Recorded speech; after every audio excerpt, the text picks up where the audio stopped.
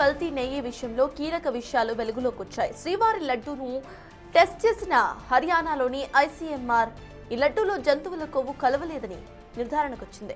అయితే లడ్డూ తయారీ కోసం వాడిన నెయ్యిలో మాత్రం కల్తీ జరిగినట్టుగా తేల్చింది. అసలు నెయ్యి శాతమే తక్కువగా ఉందని, నెయ్యిలో అసలు అది నెయ్యిలా సైతం కనిపించేందుకు కొన్ని పదార్థాలు కలిపారని నిర్ధారించారు.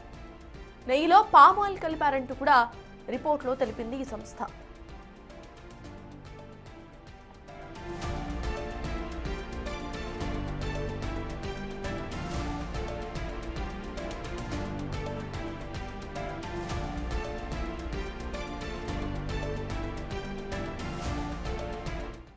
వాటికి ఇదే అంశంపై పూర్తి డీటెయిల్స్ మా ప్రతినిధి శివన్ అడిగి తెలుసుకుందాం. శివ, చెప్పండి, ఇందులో నెయ్యిలా కనిపించడానికి కొన్ని పదార్థాలు కలిపినట్టు, అసలు నెయ్యే లేనట్టుగా ఇటు నిర్ధారణకు వచ్చినట్టుగా తెలుస్తోంది. దీనికి సంబంధించి అప్డేట్స్ ఏంటి శివ?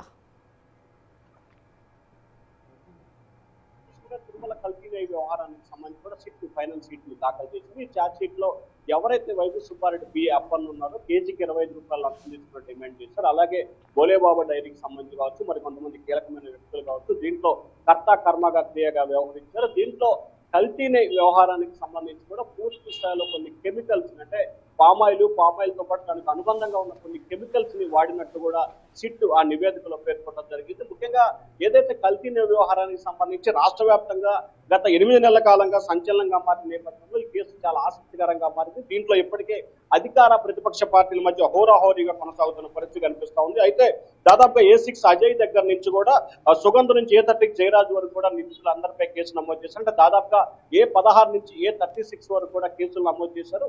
దీంట్లో వైవి సుబ్బారెడ్డి పాటు మరి కొంతమంది కీలకమైన పాత్రలు ఉన్నట్టు కూడా గుర్తించారు. 2024 4 ట్యాంకర్ల నెయ్యిలో నాణ్యత లోపాలని ఏసీబీడీ గుర్తించిన పరిస్థితి కనిపిస్తా ఉంది. దీంట్లో అనేక సందర్భాల్లో నిర్ణయానికి సంబంధించి, అంటే కల్తీలకు సంబంధించి జరుగుతుందని అభిప్రాయం వ్యక్తం చేసినా ఏమాత్రం కూడా దాన్ని రెట్టిఫై చేసిన పరిస్థితి కనిపించలేదు. ఏపీ, అలాగే తమిళనాడు, మహారాష్ట్ర, ఉత్తరాంధ్రకు సంబంధించిన రాష్ట్రాలకు సంబంధించి కూడా ఈ నెయ్యి సరఫరా చేసినట్లు అధికారులు గుర్తించారు. అయితే ఛార్జీ షీట్లు అనేకమైన కీలకమైన అంశాలు చేసినట్టు వస్తుంది. ముఖ్యంగా రవాణా రికార్డులు, అలాగే డైరీలకు సంబంధించిన కొన్ని కీలకమైన సమాచారాన్ని కూడా రికార్డులని ధ్వంసం చేసినట్టు కూడా సిట్ అధికారులు తన ఛార్జ్ షీట్ లో పేర్కొన్నారు. దాదాపుగా 239 పేజీలకు సంబంధించిన ఛార్జ్ షీట్ ని నిన్న హైకోర్టుకు కోర్టుకు సమర్పించింది.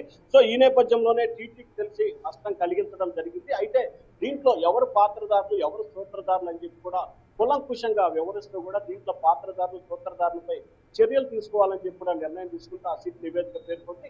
ఇంకా తదుపరి విచారణ కొనసాగే అవకాశం అయితే కనిపిస్తోంది. కానీ సుప్రీంకోర్టు ఆదేశాల ప్రకారం అలాగే సిబిఐ, అలాగే ఏపీలో ఏర్పాటు చేసిన 5గురితో కూడుకున్న బృందం పూర్తి స్థాయిలో విచారణ పూర్తి చేసింది. గతంలో ఒక ఛార్జ్ షీట్ దాఖలు చేసింది. తాజాగా ఫైనల్ ఛార్జ్ షీట్ అయితే దాఖలు చేసిన పరిస్థితి కనిపిస్తుంది.